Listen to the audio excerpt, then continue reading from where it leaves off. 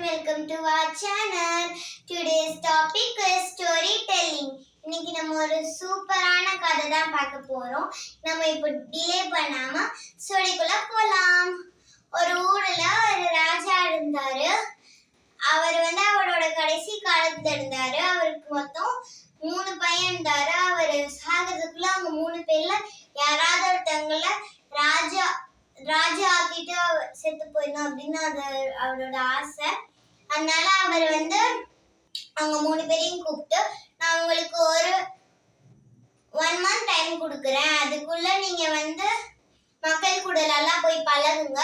அந்த ஒரு 1 month முடிஞ்சதுக்கு அப்புறம் உங்களுக்கு மினிஸ்டர்கிட்ட கேட்டு அவங்க 3 பேர்ல யாரை மக்களுக்கு ரொம்ப பிடிச்சிருக்கோ அவங்கள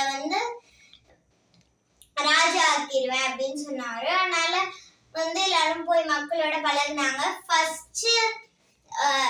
ஃபர்ஸ்ட் பையன் சொன்னாரு, அதாவது நான் ஃப்ரீ எஜுகேஷன் கொடுக்குறேன் அப்படின்னு சொன்னாரு. 2வது பையன் சொன்னாரு, நான் ஃப்ரீ ட்ரீட்மெண்ட்ஸ் கொடுக்குறேன் அப்படின்னு சொன்னாரு. அப்புறமா 3வது பையன் சொன்னாரு, நம்ம பேலஸ்குள்ள நிறைய கோல்டு இருக்கு, அதனால அவரோட ஃபேமிலிக்கும் நான் ஒரு 1 kg கோல்டு கொடுக்குறேன் அப்படின்னு சொன்னாரு. 1 மாசமும் முடிஞ்சிருச்சு. மினிஸ்டரும் கேட்டாரு, அவங்க 3 பேர்ல யார் அவங்களுக்கு ரொம்ப பிடிச்சிருக்கு மக்கள்கிட்ட கேட்டாரு. அதுக்கு எல்லாரும் 3வது பையனை தான் பிடிச்சிருக்கு அப்படின்னு சொன்னாங்க. அதனால ராஜா 3வது பையனை ராஜா ஆக்கிட்டு அவரும் கொஞ்ச நாள்லயே அந்த அப்பா ராஜா இறந்து போயிட்டாரு. அப்புறமா கொஞ்ச நாள் போக அவங்க அண்ணனுங்க 2 பேரையும் அந்த ராஜா சிறையில போட்டு கொன்னுட்டாரு. அப்புறமா கொஞ்ச நாள் போக அவரோட ஃப்ரெண்டு வந்தாரு. அவர் கூடயே படிச்ச ஒரு ஃப்ரெண்டு வந்தாரு. அவரை பார்த்தோன்னே ராஜாவுக்கு ரொம்ப சந்தோஷம். அதனால அவர் சொன்னாரு, நீ எங்க பேலஸ்குள்ள அட்லீஸ்ட் 1 வீக்காவது இருந்துட்டு போகணும் அப்படின்னு சொன்னாரு. அப்புறமா 2 நாள் கழிச்சு அந்த ராஜாவோட ஃப்ரெண்டு அந்த ராஜாட்ட கேட்பாரு, நீ என்னமோ மக்களுக்கு 1 kg கோல்டு கொடுக்குறேன்னு ஆட்சிக்கு வந்தியாமே, நீ இன்னும் அதை திரும்பி மக்களுக்கு அந்த 1 kg கோல்டு நீ இன்னும் கொடுக்கலையாமே அப்படின்னு கேட்டாரு. நீ பண்ணது நம்பிக்கை துரோகம் கிடையாதா, சாமி உன் கண்ணை குத்தாதா அப்படின்னு அந்த ஃப்ரெண்டு கேட்டாரு. அதுக்கு அந்த ராஜா சொன்னாரு, நான் பண்ணதெல்லாம் அவ்வளவு பெரிய நம்பிக்கை துரோகம் கிடையாது. நான் நீ இங்க இருந்து போகக்கூடாதுக்குள்ள நான் உனக்கு அதை ப்ரூவ் பண்ணி காட்டுறேன் அப்படின்னு சொன்னாரு.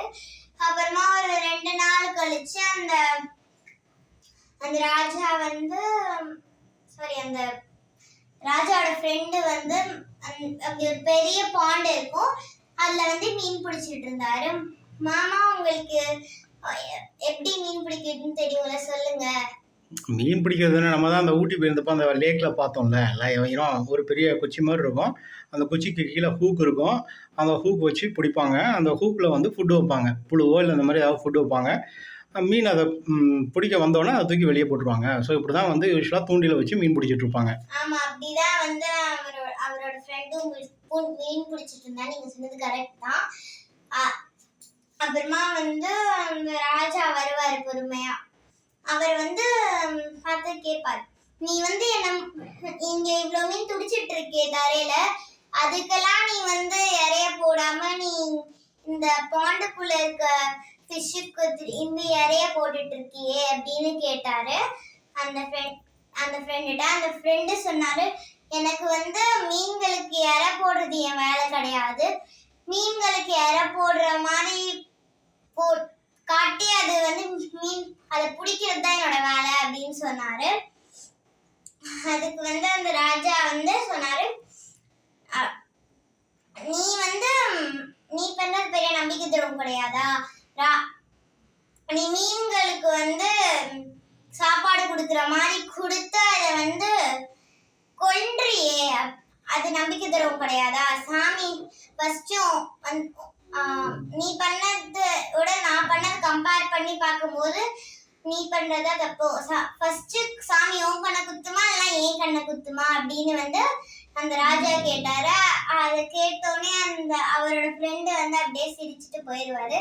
ஸோ இந்த கதையோட மாரல் என்னன்னா, யாரும் அவங்களுக்கு அதிகப்படியான ஆசையை தூண்டினாலும் அதை நம்பி ஏமாந்துடவே கூடாது.